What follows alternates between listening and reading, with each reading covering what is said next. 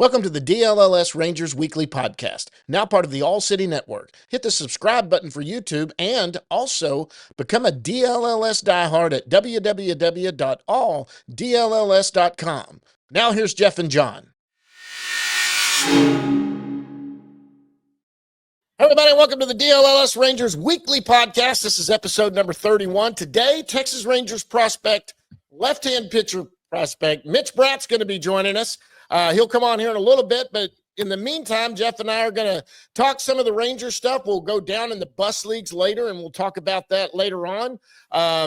Hey, hit the subscribe button down there. Go over to DLLS, the YouTube channel, and hit that subscribe button. Also, hit the like button. It only helps our channel, that channel, every channel. A lot of stuff going on over there. The Stars just got eliminated last night. They did a post game. I'm sure those guys are going to be hitting it the next few days, talking about free agency and stuff like that. It's going to happen for the end of year for the Stars.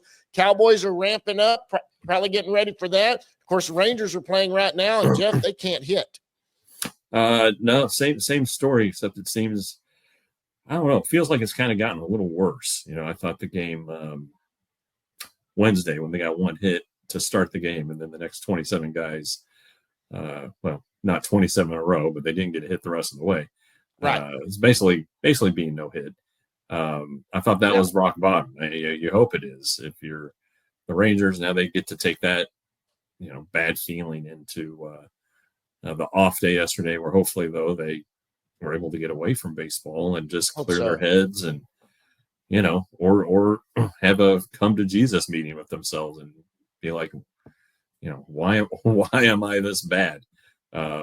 It's not just, it's getting national attention. Ken Rosenthal wrote about it today. And, there's a lot of expectations that aren't being met, but, this team's, the belief is they're still going to hit. I just, said that last year and it never really happened. So it can't be this bad though. It just can't, but I'm not sure it's ever going to be a great offense. I know. I can't figure this out. Adolis is swinging crazy. I mean, that guy he may need to, that's the one guy. I mean, Simeon is going nowhere. Let's be honest. And his defense, and both Adolis' defense is stellar too, what he's doing out there. But, what you said yesterday. So everybody that knows, I've been out of town. Kevin was doing his orientation at UT. We were heading back yesterday. I pulled up y'all's episode from yesterday. It was great to listen to. I didn't get to listen to it live. I listened to it after you guys were done. It was fantastic.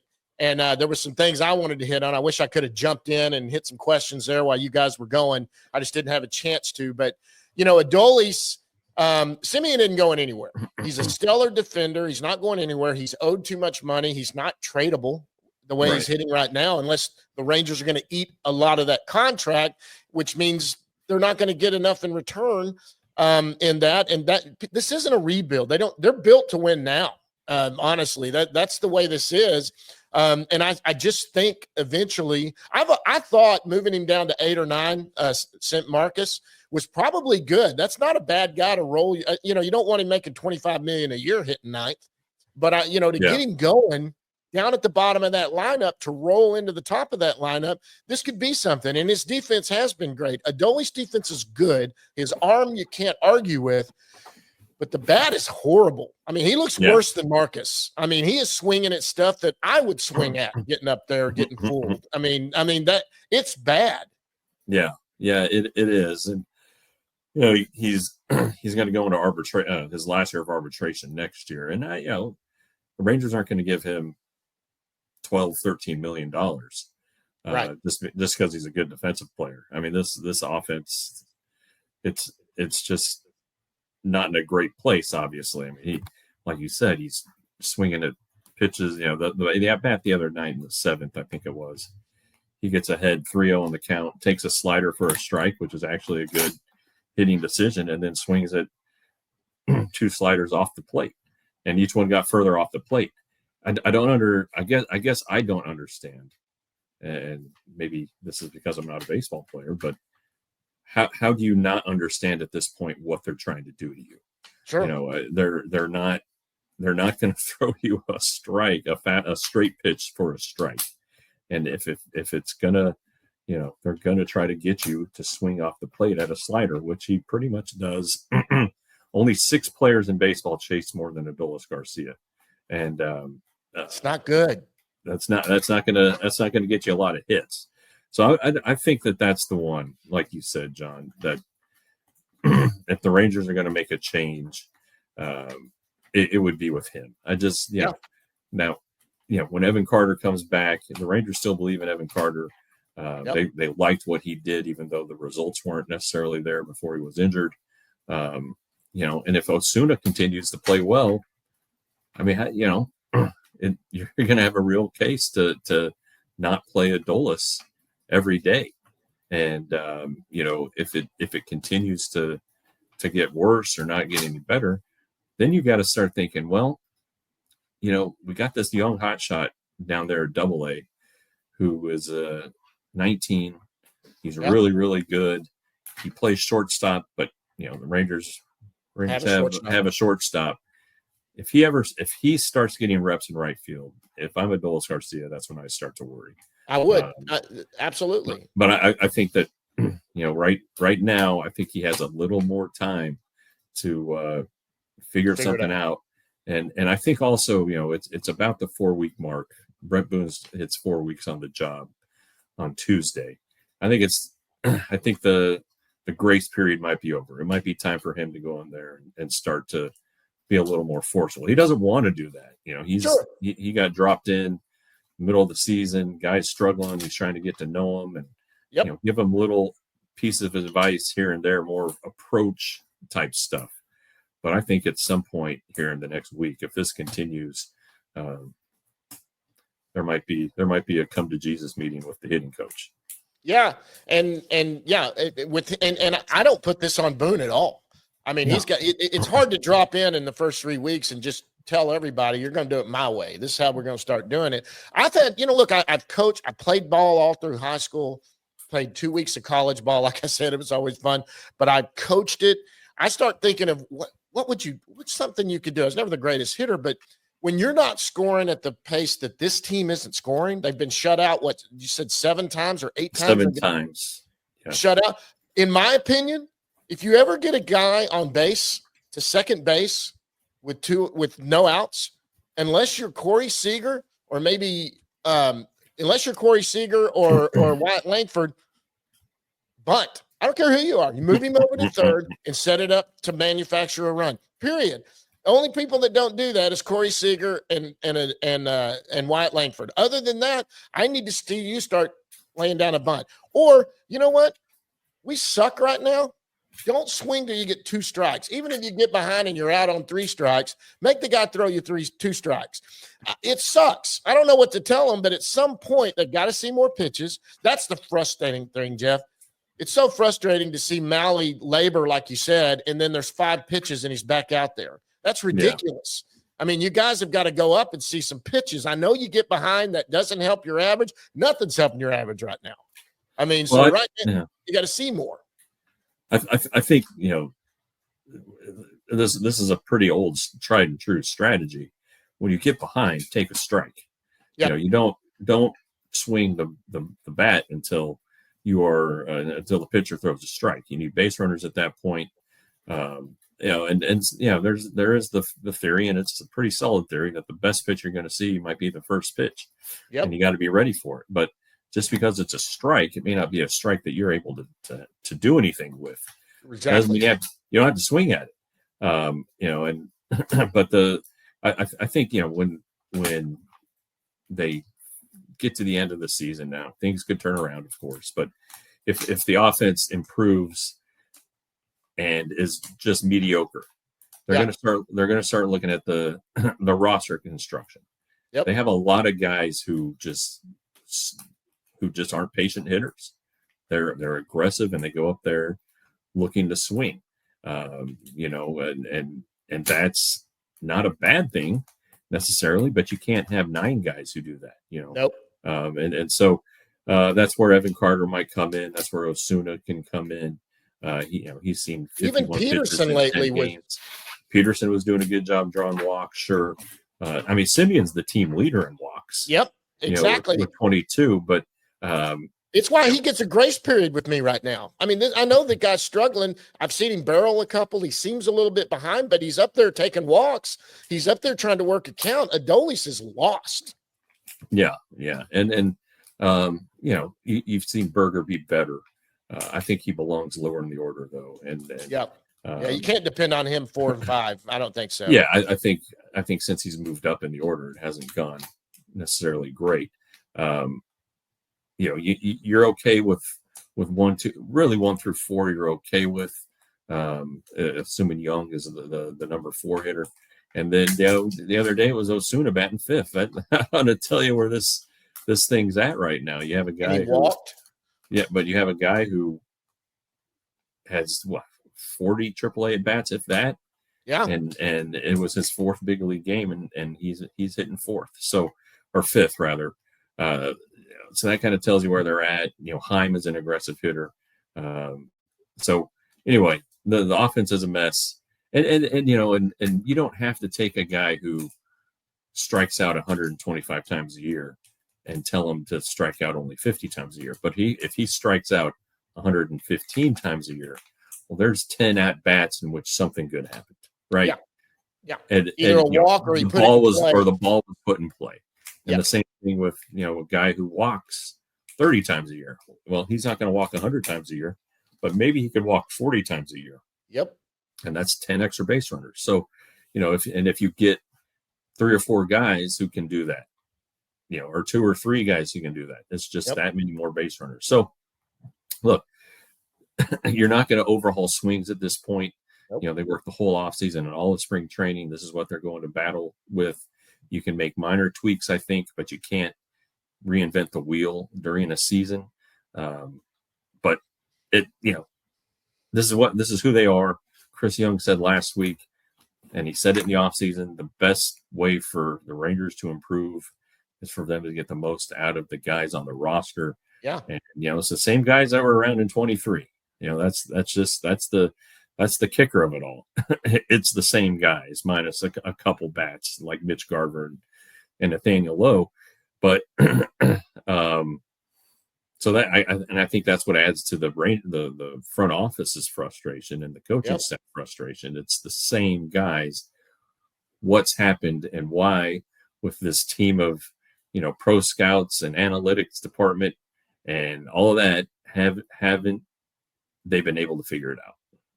Yeah, and you start thinking here's a process you can go through. Okay, let's say everyone on this team is completely 100% healthy right now. Everybody. But they're still performing like they were.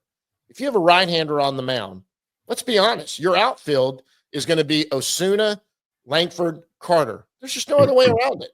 However you put it. You know what? Peterson's your DH. You know what I mean? Because he puts together at bats. Adoli's sitting there. The problem is Adoli's sitting hitting left-handers well either. So when you're facing a lefty or a good lefty, what's the alternative? So maybe you still put Carter out there if his numbers are better than what Adolis's are against lefties. There's a point where maybe Adolis is relegated to maybe a DH spot as right-hander or whatever, and it's sent eventually. What's his deal now? He still has options, but he's got enough service time. You kind of they could option him, but I just like don't you think, said, he's fragile. Yeah, he could be that.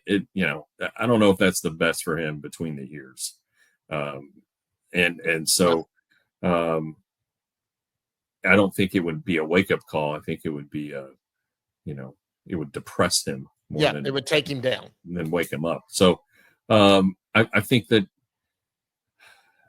the next move is kind of I think where you were headed. He would probably play against left-handers.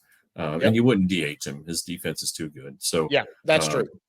But Peterson, probably you play him just because you need a left-handed bat. But who's putting together good at bats? I don't care what they say. I know with Seager kind of bulky, Balky, with the hamstring and wanting to protect him. Well, I mean, you have a DH right there. That's true. And so your bench could be.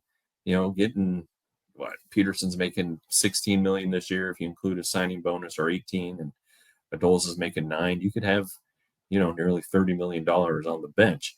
And Simeon's just going to play. That's just the way Yes. it is. Now, Yes. I do think though that a day off before an off day, or maybe just a weekend off, would help Marcus Simeon. I think. And I don't you've know got that that he's solution.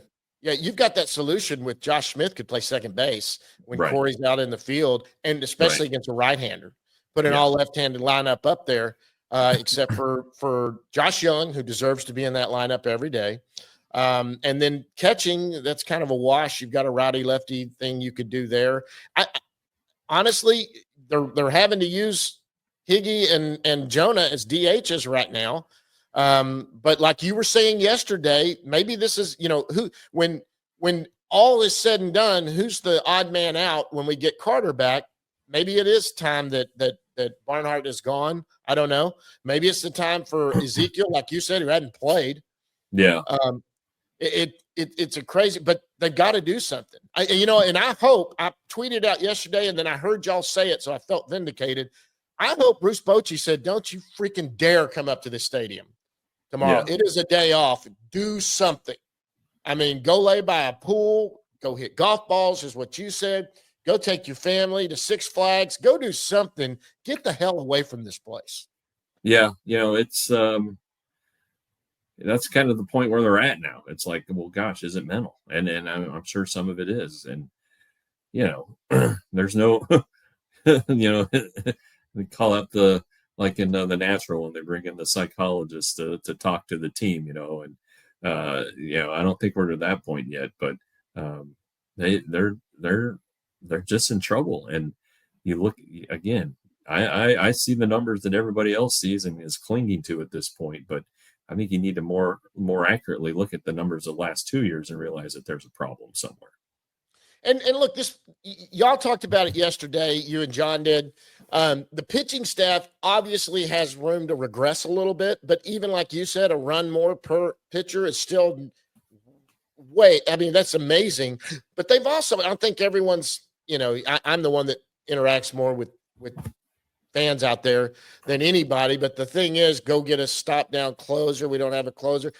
I think in this organization, with who they've got coming back, y'all talked about it, Bradford, Gray.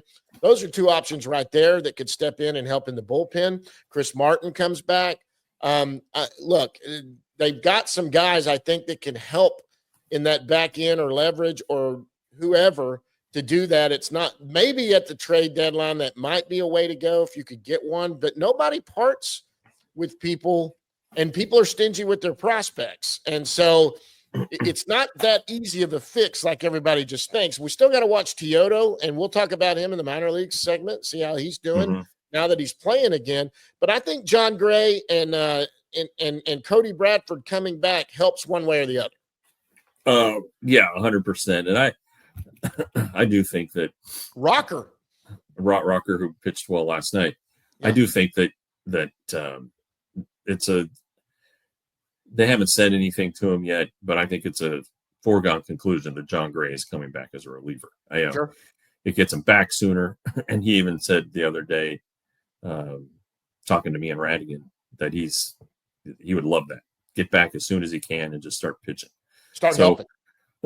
So I think that there will definitely be that'll be an easy conversation to have. He'll have to learn how to be a reliever, and not the indecision, the uncertainty of not knowing if you're going to pitch that day, but you got to stay ready. There's a little stress involved with that, but sure. that he's not used to.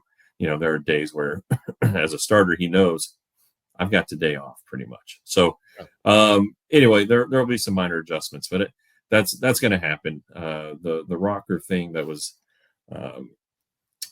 noted by my friend Bob Nightingale, Chris Young blew that up, and Rocker's not going to be the closer. I mean, you saw what he did over 4 innings last night. 4 no-hit innings with 1 walk and 5 strikeouts. I don't think you're going to turn that into a bullpen arm. Not yet. And plus, they're kind of dealing with something right now with Evaldi's little triceps deal. They have no starting depth with Bradford and Gray and Rocker on the injured list, and with Adrian Hauser now doing good things at the White Sox. Who are you going to call up to start? It'd probably be Dane Dunning. Well, then you got to make a 40-man move. Yep. Or, Garabito, who's starting tonight. Well, guess what? I don't know if you want Garrison Garabito and his 8 ERA making a spot start. So then you've got to go with Latz and Bosley. Okay. Well, they're going to throw 3 innings apiece. Okay. Yep. Well, you got to go get an arm the next day. It's not a good solution here. And then they're down for 10 days unless there's an injury. So you aren't going to, they don't want to rush Rocker back because, he is he's young and fragile and all that stuff, but he's also, they need him stretched out to start. So it's a heck of a situation with this team right now. I'm not too concerned about the closer thing. Garcia's been fine. And when it's a 0-0 game, there's no margin for error, and a reliever is going to end up getting a loss. I mean, that's just the way it is.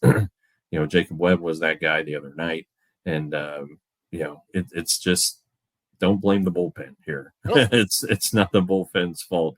It's everything, not the staff's fault. Everything is on the offense. Yep. The whole thing. And you've got to think, and I say this, it is contagious. If the offense, if 1 or 2 people get going, I think it can stretch to 3 or 4. And then if 3 or 4 really get going, then that can stretch out to 6 or 7. It's very rare you have all 9 going all the time. That can happen. Don't get me wrong, but you can work around that when you only have 6 people going. You can work around that. Just get good at bats, move people around. There's ways to generate in what they're doing right now. They've got to generate runs. You can't be waiting on the long ball. You've got to move people around. You've got to do what's there to try to do it. I have more respect for that. You can't strike out with less than 2 outs and a guy on third. You can't strike out.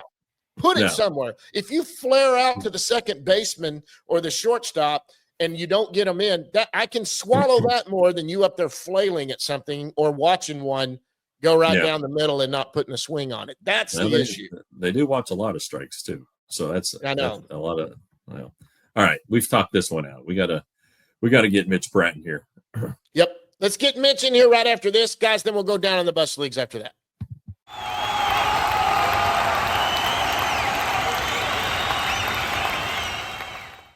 Sounds good. All right, guys, and joining us right now from Amarillo, Texas, where the Frisco Rough Riders taking on the Amarillo Sod Poodles. And if you don't know what that is, that's like what are those things? They're like little prairie dog. Prairie dogs. It's Texas Rangers left-hand pitcher Mitch Bratt. Mitch, what's going on, buddy? Not much going on here in Amarillo. Just happy to be here and happy to be healthy. So. I got an Amarillo story I got to tell real quick that's going to drive you crazy because you can laugh at this as much as I laugh at it. My son had a competition there a couple years ago. There was nothing to do, and we literally stayed right by the stadium that was there. He was in a robotics thing. But this hotel we went to for some reason had this room my wife loved, and she declared to me, "This is the greatest hotel we've ever stayed in." And I said, "No, you are not ever allowed to say the greatest hotel we've ever stayed in was in freaking Amarillo, Texas. It's not like that." Because Mitch, there ain't much. I mean, there's not much to do there. No, not to knock Amarillo or if anybody listening is from there, but there's really not much to do here. Yeah, there isn't. Has anybody on the team tried to eat the 72-ounce steak? We talked about it not too long ago, actually. Every time my uncle, or my second uncle, actually, used to be a barbecue judge down in Texas. So he would always tell me, he's like, you got to get there. And I'm like, I can't finish that thing. That's a little too big. Yeah, so, it is. I think you have to eat the sides too. I don't. Yeah, you got to eat the potato and the salad. No chance. Yeah.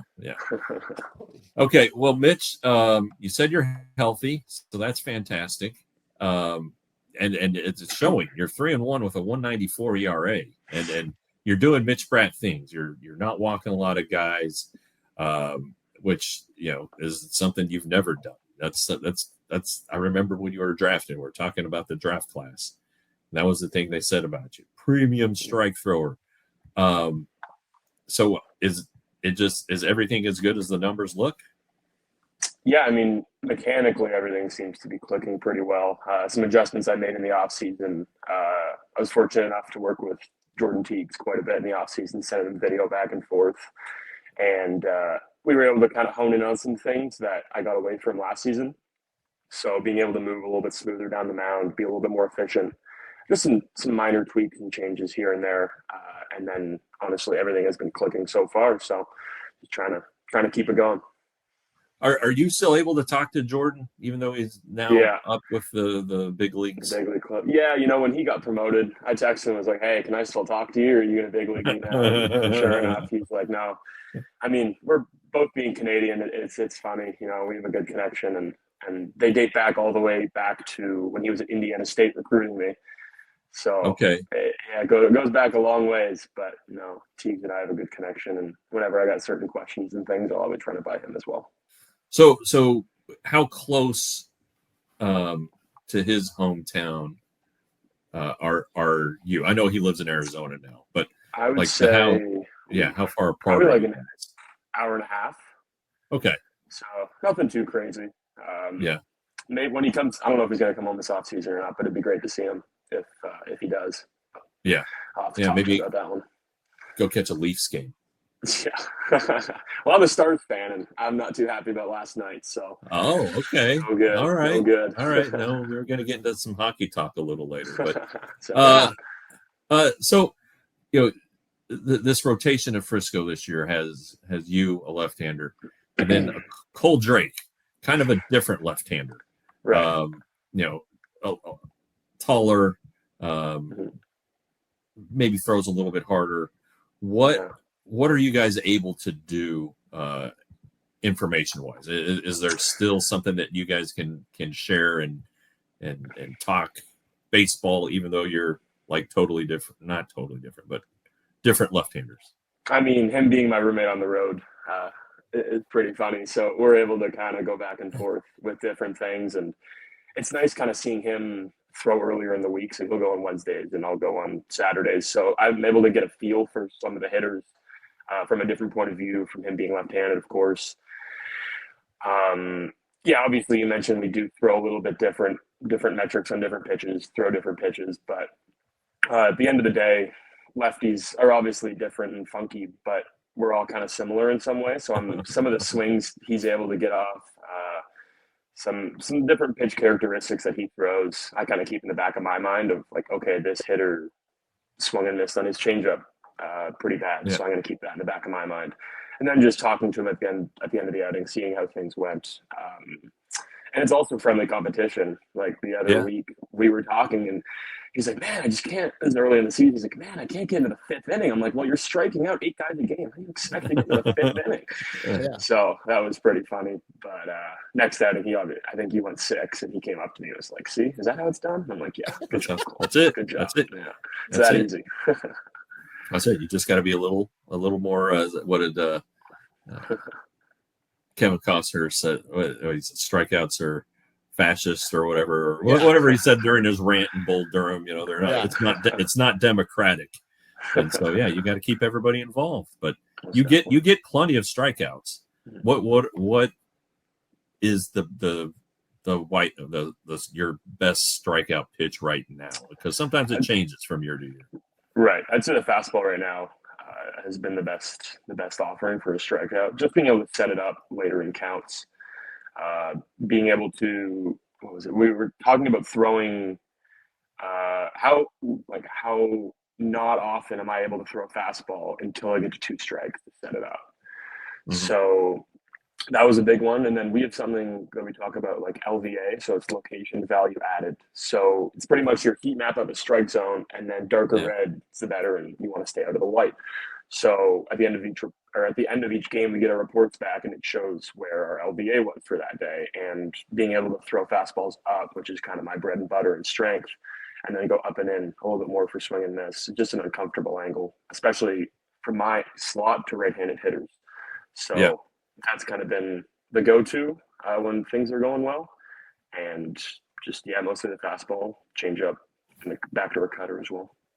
Okay, so you're in your second go round at Frisco, though you started at Hickory last year. What's different this time around? I mean, it seems like there is an adjustment. You gotta be able to adjust to the new level. How did you handle that last year? What did you learn last year that you've brought in this year? Just being a little bit more fine with your pitches and the hitter's abilities to take pitches that you get swings in at the lower levels, especially. And then going into this year, I think the biggest adjustment was just knowing that I've been at this level before, knowing my stuff plays, and then just trusting it even more. To be honest, there wasn't really too much of a change. It's just kind of go out there, be the attacker, and throw the first punch. Yeah, I mean, we talked earlier before you hopped on here about the hitting woes of the Rangers, but pitchers, in my opinion, always have the advantage. I mean, right. How many guys bat 300 these days? Not very many. Not You're going to get them out, 70, 80, 90% of the time, honestly. And it's offense is so much harder this year. That's what everybody says, or not this year, but the last few years with pitch shapes and all that stuff and the advances there. But even then, as long as you attack, look at Mark Burley. You're a left-hander. Mark Burley, all right? How about that guy? He could barely break a pane of glass, but he worked fast and he threw strikes. This guy had a no-hitter. He no-hit the Rangers, and then he threw a perfect game. I mean, it just seems like what you just said, be on the attack, is critical to everybody. Most definitely. Yeah, and that's something we prioritize here is just strike one. Like, look at the numbers from when guys get ahead 0-1 compared to when they fall behind 1-0. Yeah. And remember, I don't know if you remember this, Mark Burley. When he pitched for the Blue Jays, there was a deal where he couldn't get his dogs into the country. There was something, and it was like a big deal to him. But right. Anyway, you and you Canadians and those crazy border policies. Geez. So things are going so great. And where Frisco is located and how close it is to Globe Life Field. And I ask this of everybody who plays for Frisco: how do you not look 30 minutes south? How do you keep your eyes on the current prize? Right. Well, it's kind of funny because there's a few of us who went through a lab, I think it was last week in Arlington, just in their little tunnel there. And we weren't able to throw on the field in Arlington because one of the college tournaments was going on. So we had to go outside and throw on a patch of grass. And are you serious? Kind of yeah.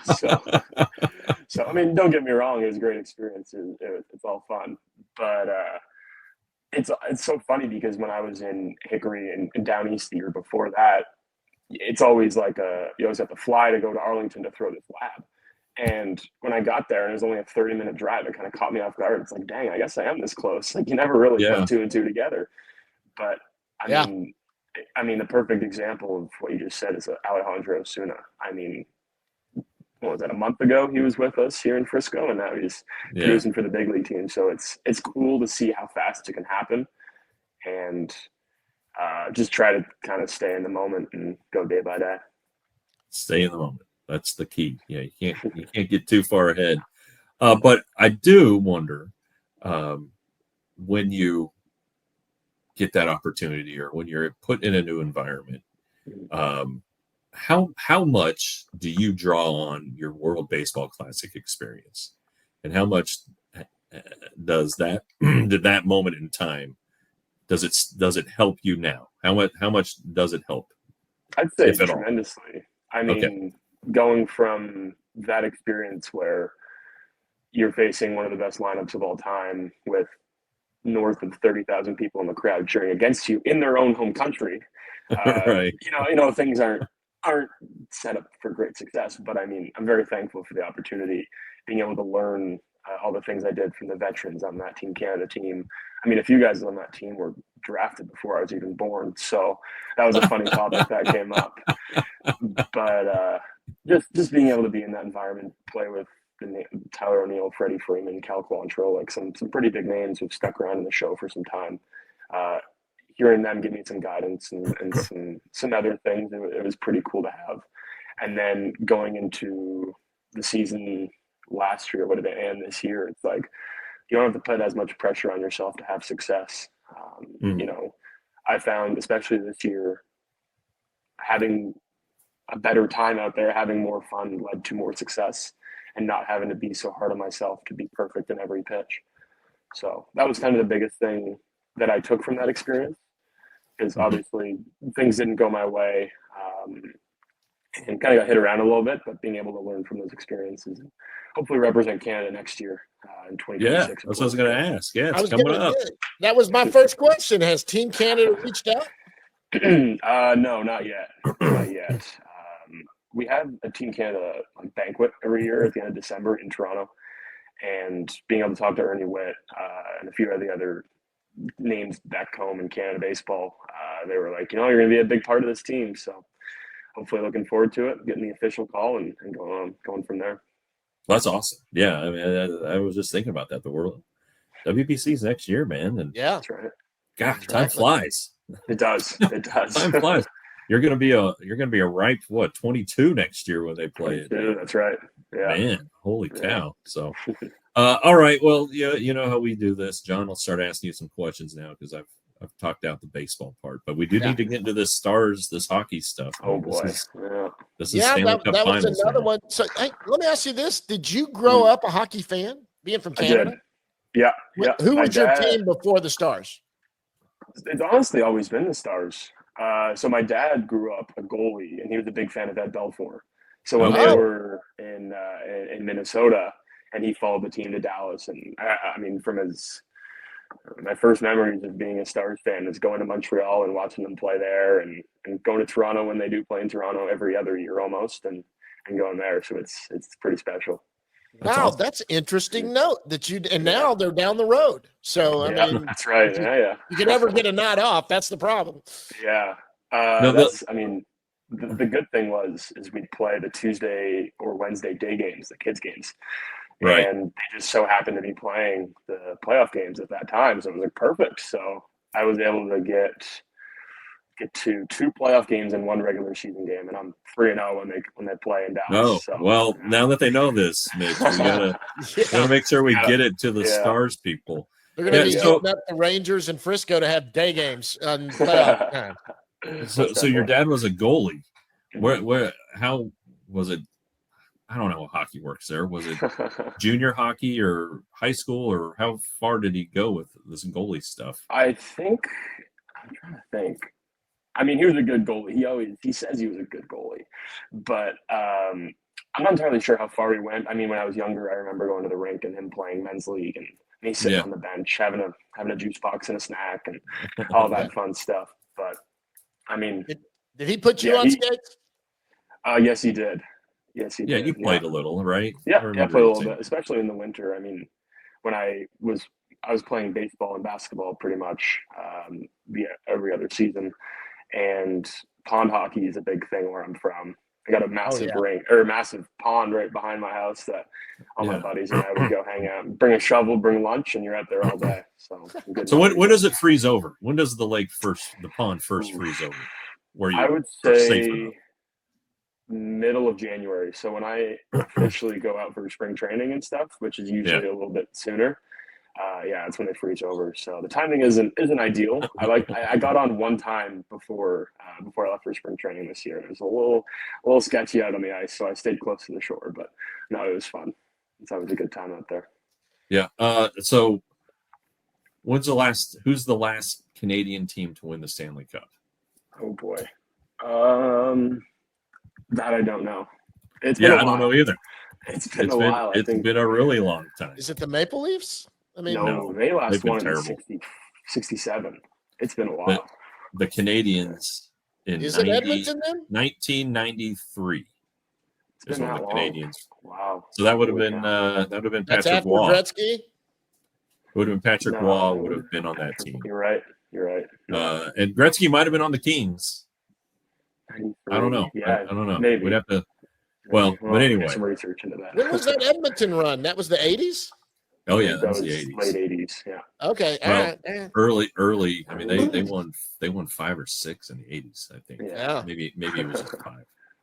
Because I mean, Gretzky and Curry and Grant Fuhrer, goalie talk. Grant Fuhr, you can't go without him. And Yeah. anyway, those were good teams. Now you said basketball. Mhm. I mean the reigning NBA MVP is Canadian. Yeah. Oh yeah. I haven't been following Hey. basketball as much as I would have liked, but yeah, pretty cool. Pretty cool to hear that. Yeah. I mean, he's a pretty damn good player. He's pretty good. Yeah. Oh yeah. Yeah. Who is this? I don't follow it. SGA, Shea Gilgeous Alexander. He Okay. just got selected as the MVP. Mhm. That's right. He's the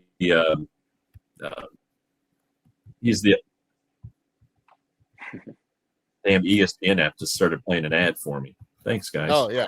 Okay, that's what that no, was. he's the Oklahoma City's best player, and I do Oklahoma not remember City- him. God damn this thing! Pardon my language. I'm just going to close this window. ESPN trying to pimp their videos, make money, get cheap views. Yeah. Anyway, he's great. He's a guard. I don't remember him at all at Kentucky. I think he was just one and done. But now he's the MVP, and they're going to the finals. And oh yeah. Well, a kid that graduated high school with my son plays for Oklahoma City too, Cason Wallace. Oh, wow. And Very cool. played for Kentucky. My son didn't play basketball. Don't get me wrong. But... Right. All right, I'm getting back to me real quick. I know this might be a sorry. loaded question because there's someone back behind you there, but you guys spend a lot of time together, starting from when you're in the minor leagues, moving up. Is there a guy who's your best friend on the team? Is it Cole, or do you know? Ooh, that's a tough question. I'd say there's a group of us that are pretty close. I mean, Cole, Skylar Hales, and Josh Steffen. We kind of all do a lot of things together. So I mean, Okay. if it's going out for breakfast on the road or whatever it may be. Well, speaking of, if you guys get a day off, what's the way that you guys like to spend time on your day off? Do you play golf? Do y'all like to see sights? What do you guys do? If you asked me this question last year, I probably would have said golf. I recently broke my driver, so not no good there. Yeah, luckily Frisco has a connection with an indoor golf simulator, so we've been going there. And 2 drivers were broken that day, so that's no good. But I like cooking. I enjoy making food, especially on the off day when we do have a little bit more time. I'll kind of dive deep into making some things. Like I think last week I made some beef short rib. So just some stuff like that. Nothing too crazy. Enjoy the off day. Just kind of hang out. You getting players over to enjoy it with you, and you cooking for the group? Luckily, some of my roommates were home, so they all came down when they could smell it, and they're like, "What are you making over there?" And sure enough, I let them have a little bit of it. So let me ask you this: being in the Metroplex now for a little while, have you found any little mom and pop places around Frisco that you'd love to go get a meal or something that's probably not a big chain name? I mean, there are so many restaurants in Frisco that, I mean, I don't know exactly. I can't pinpoint a few of them, but when my girlfriend was in town 2 weeks ago, we went to a farmer's market, and they had a bunch of good like beef options there and get some good meat. So I was able to stock up there. Okay. All right. So now let me ask you this. So you guys travel a lot. And are you a movie or a book guy? You like to watch movie, TV shows, or do you read books? What do you like to do in your spare time? Movies and TV shows for sure. I couldn't tell you the last time I read a book. Okay. Which probably isn't a good thing, but hey, you're right there with me. I need to read more books, and I don't. My wife reads enough for the entire world, so that doesn't happen. Anything you're anything right now that you're streaming or you're binge watching, anything like that we need to know about? Recently, as of yesterday, just started Sopranos. So my mom was telling me for a while. She's like, "You gotta watch it. You gotta watch it." So sure enough, finally started it. I started rewatching it because I hadn't watched it. It's so good. So far, how many episodes are you in? One. I just finished it this morning. Yeah. Okay. Yeah. No. Yeah. So, it's fresh. Yeah. It picks up, but this is when you get to know all the characters. This is right. Yeah. This is a pretty important. Yeah. Right. We had that talk. We had to talk in the clubhouse the other day of like different TV shows, and I brought up Lost. I don't know if either of you have seen Lost. That's my Yes. favorite TV show of all time. I love Okay. that show. It was There weird. are a lot of people who Very did weird. like it. Yeah. Breaking Bad, Prison Break. I mean, I've seen quite a few. But Yeah. The Wire. You got to watch The Wire. Wire. Okay. Yeah. We'll That's a great one. That may be my favorite of all time is The It's Wire. such a good show. It caught me off guard how good it was. It's fantastic. It was really good. You know what? Look, we've had you on here a while. We're getting out over an hour. Jeff, anything else you want to get to him? No, but continued success. You're our favorite Canadian, and no offense to Jordan Teagues, but you're number one on our Canada list. Absolutely. And, I still remember the first time I met you during Instructs, right after you were drafted. It was windy. I had a tape recorder. I couldn't really hear what you were saying on the tape. I'm not saying I made up quotes, Mitch, but I just remember it very distinctly. And then you've been a good guy and always accommodate our requests to appear. So you've earned that number one Canadian rating. Yeah, and a knock and a pat on the back for you is the guys that we invite on here and repeatedly or whoever, those guys have to keep performing. You can fall off the list. Mitch hasn't fallen off the list.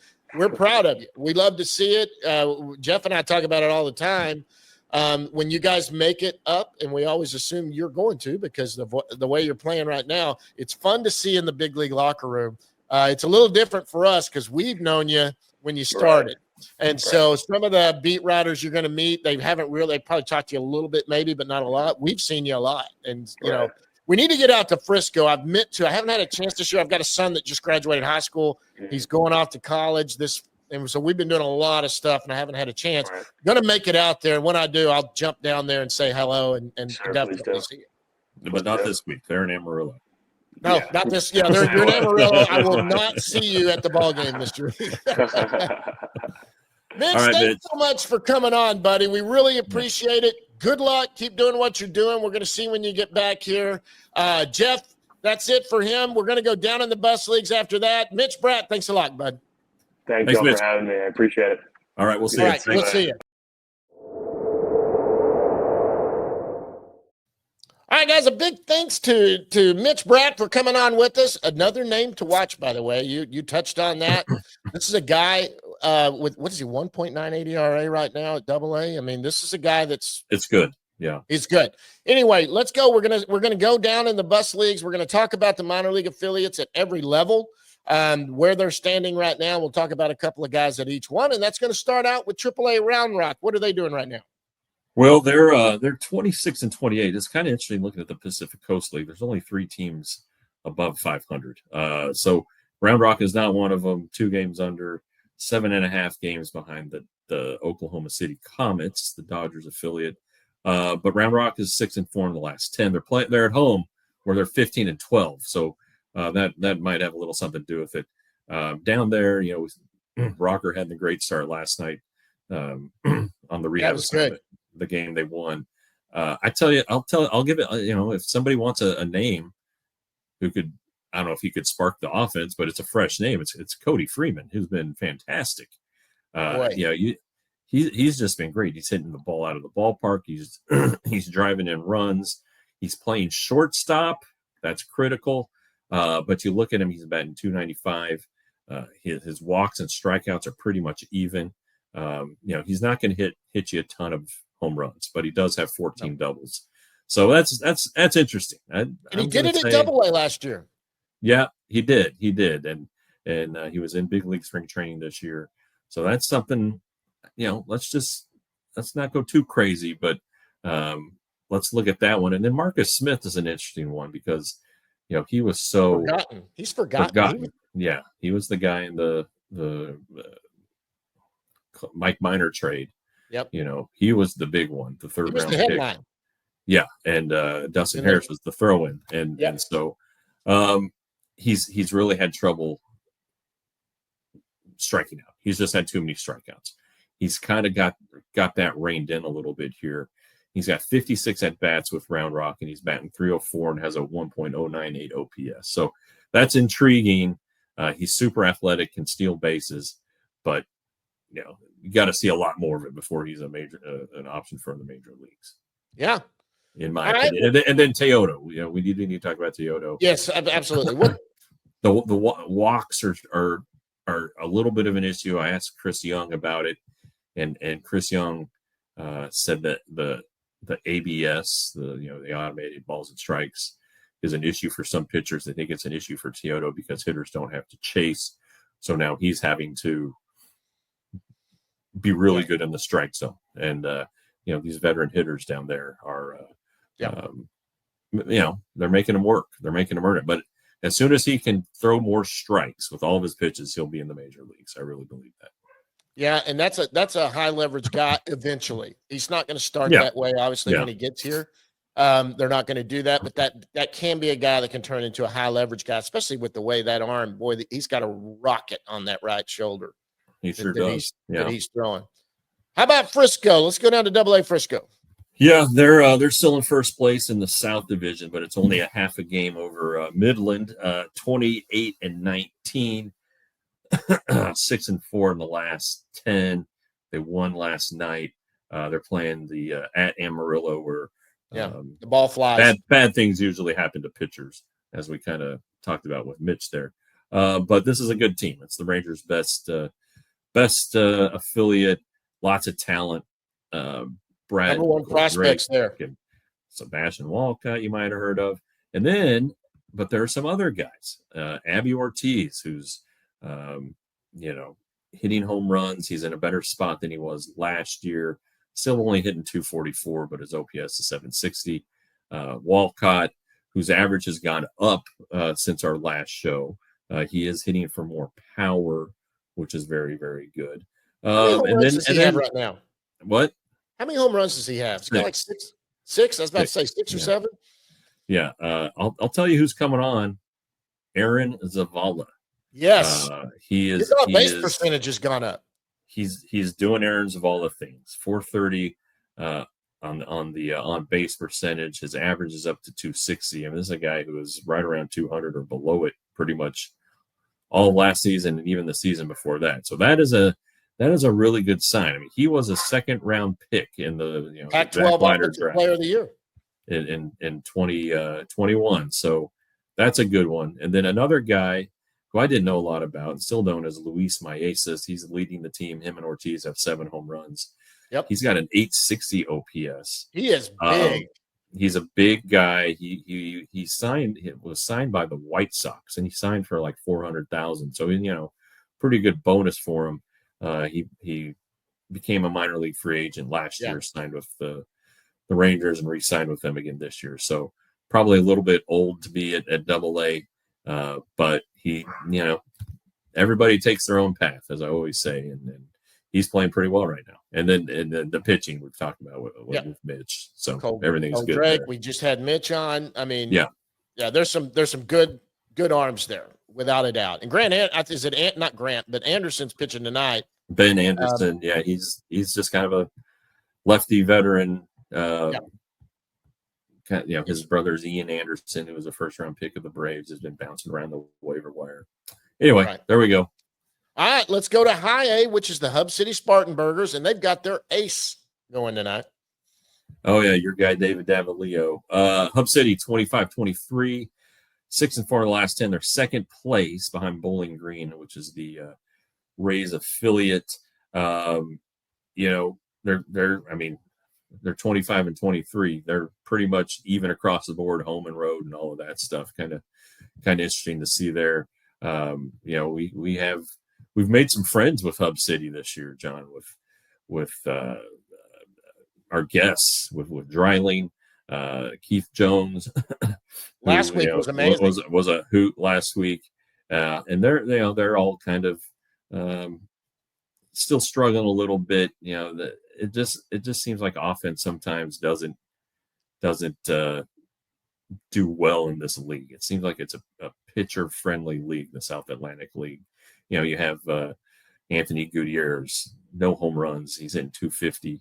That's a little disappointing. I think the Rangers were hopeful that a healthy Gutierrez might take off this season. He still might. It's early, but Glider Figueroa is the guy who's been hitting a lot of home runs. He seems to have found his power stroke. Third baseman, can play a little second, left-handed hitter. Right. The Rangers definitely like him. But yeah, Dreiling, got to keep an eye on. Casey Cook, still scuffling down there below 200. But he was a third-round pick last year, so I don't know that there's. Is he the North Carolina kid? Yeah, from North Carolina. I don't think there's any panic buttons being pushed quite yet with him. No, it's an adjustment. Your first full pro year. You see this, and some of them take off like a bat out of hell, and some of them take a year to get rolling. And Malcolm Moore, that's a guy that on the offense, he should be getting healthy. His hand should be, he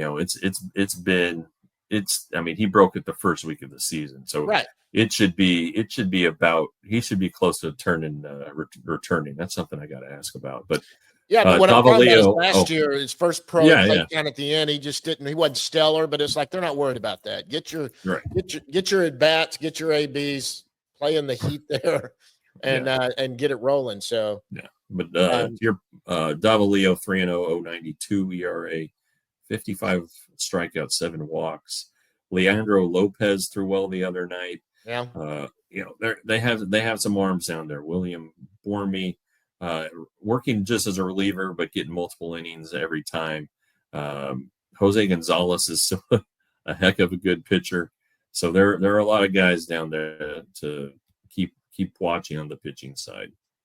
Yeah, and Davalillo is the one to watch for me because he's legitimately someone that might pop their way into every list top 100. That's a guy that, every year Finstermaker says, watch this guy, and he's been dead on. Alejandro is losing my mind here. Last year with TJ now. Rosario. And he came out of nowhere. I kind of remembered him getting drafted, but boy, he was just stellar last year. And then they talked about Davalillo. They talked about the year before that. Remember, it was Mitch Bratt who had kind of gone down, and they bring him back. And he said, watch for him. He's looking good at what he's doing. And then he had a good year. And look at him this year, doing it again. Yeah. So that's the fun one to watch. But now let's go down to low A. Let's go down to the Hickory Crawdads right now. What's going on with them?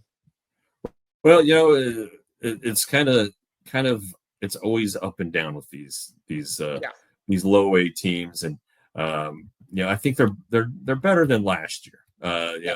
But they are a decent team this year. They're one game above 500 at 24-23. You didn't talk about them above 500 last year. They've won a couple in a row. They're in fourth place though, but it's all real tight. They're 2 games back of Kannapolis. Sure. So it's pretty tight in there. But they're hanging around. Max and Martin, who we had on the show, still their best offensive player. He's hit a couple more home runs. He does have 19 extra base hits, which is good. But it's kind of weird. You look at, he has a 745 OPS, and that leads the team. So that's kind of tells you where these guys are. They're young kids. They don't, they're adjusting. They're just learning the first full season with an affiliated club in a lot of cases. So it's up and down. And Scarborough's going tonight. Well, there you go. They do have young pitching names to watch. Scarborough being one of them. And as you'd expect, it's his first full season. His ERA is 4.5. But he's doing the right things. He's not walking a lot of guys. Keeping the ball in the ballpark for the most part. I'm still watching Brock Porter, who got a save. He's 2-0 with a 3.33 ERA. Jabril Easley, the college kid from Kansas, who was part of the no-hitter earlier this year. Thomas Ireland, who's been up. He threw live batting practice for Corey Seager the first time around. He's done that a couple times here the last couple of years, just to come in, drop him in for a day. I don't know what kind of money you make. And then our buddy Luke Savage is having a pretty good year. He's 0.61 ERA, 11 games. It's only 14 innings, but he has 4 saves. TCU in the house, and just a great guy with his charity. And somebody you root for. Somebody you root for. Yeah. Absolutely. Oh, what about the Arizona Complex League? So they're going full swing now? Anybody standing They out? They are. Yeah, there are a couple. There are a couple guys. The team, there are so many teams down there. The Rangers they're 12-7. They're tied for first in the Complex West League. All right, Complex West League. They've won 3 in a row. It is interesting. A guy, it's a roster that's filled with some really good young Latin players. But Devin Fitzgerald, all right, he was the 5th round pick last year from Marjorie Stoneman Douglas High School, which unfortunately is known for one of the mass shootings there, probably about 10 years ago now. Anyway, he's doing fantastic. He's batting .345, 5 home runs, which leads the team, and I think he's tied for first in the league with those 5 home runs. So he is doing spectacular for a 19-year-old, and you kind of feel excited about it. He's 5'10", so he's generating some power somewhere, and Yep. that's pretty cool to see. What's he playing? Is he an outfielder? He's a shortstop. Okay. So he's athletic. Second base, shortstop. Yeah. But then, the rest of the team, they're the names who you remember from the Complex League last year. Paulino Santana, a couple home runs. I think he had 2 at this point last week as well.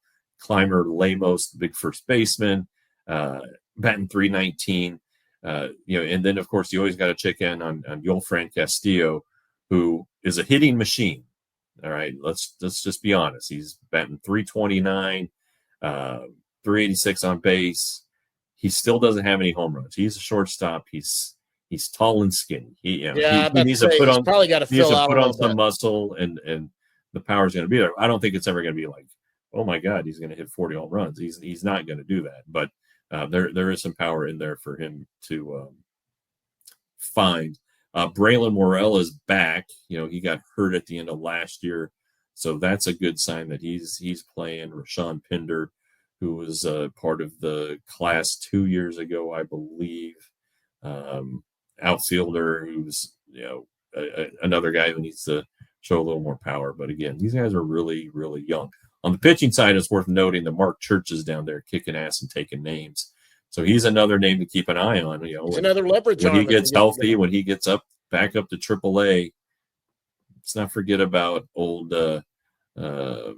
Mark Church, or our good buddy Mark Church, and he made the opening day roster. Let's not forget about that. He had such a great spring, and now he just needs to get back to. What was his deal this time? Was it the shoulder again, or? Man, John, I don't remember. It was. Okay. We'll find out, guys. It was a lat or something. I don't recall. But it wasn't as bad as last year's. Right. Obviously, he's back and pitching. So. And the DSL, have they not started yet, or? Not yet. They have not started yet. So we got a little bit longer on them. The seasons don't start and end at the same time anymore. That changed last year, I believe. So there you go. That's it. Yeah, we're gonna both be out there tonight. For any of y'all going out, hit us up, DM us. I'm one that for sure can try to say hello or do something like that. Come by and see you. Jeff's usually he's working his butt off as we go, and I'm just trying to edit stuff and get it out. But guys, we're gonna have like John Radigan said, we're gonna try to get some stuff out this weekend on the channel. Even though they're not going again till you guys are going Sunday on the post game. Yes, sir. After that last one, but hey. Guys, we're going to wind this one down. A big thanks to Mitch Bratt for coming on here with us. For Mitch Bratt and Jeff Wilson, I'm John Moore. Until next week, guys, we will see you at the yard.